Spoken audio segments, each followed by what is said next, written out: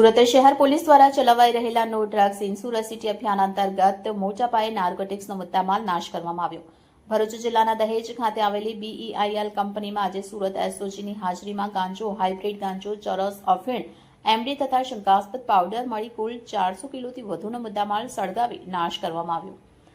Police commissioner Shri Anupamsinh ગહેલોતના માર્ગદર્શન હેઠળ સુરત શહેર પોલીસ છેલ્લા કેટલાય મહિનાથી સતત ડ્રગ્સ માફિયાઓ વિરુદ્ધ સખત કાર્યવાહી કરી રહી છે, જેના ભાગરૂપે કરોડો રૂપિયાનો નાર્કોટિક્સ મુદ્દામાલ કબજે કરીને આરોપીઓને જેલ હવાલે કરવામાં આવ્યા છે.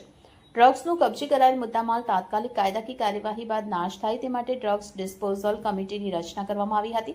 નાયબ પોલીસ કમિશનર રાજદીપસિંહ નકુમની અધ્યક્ષતામાં અને મદદનીશ પોલીસ કમિશનર GA સરવૈયા તથા પોલીસ ઇન્સ્પેક્ટર AP ચૌધરીના માર્ગદર્શન હેઠળ નાર્કોટિક્સનો મુદ્દામાલ એકત્રિત કરી કોર્ટની મંજૂરી બાદ ભરૂચ જિલ્લા દહેજ ખાતે આવેલી BEIL કંપનીમાં સળગાવી નાશ કરવામાં આવ્યો.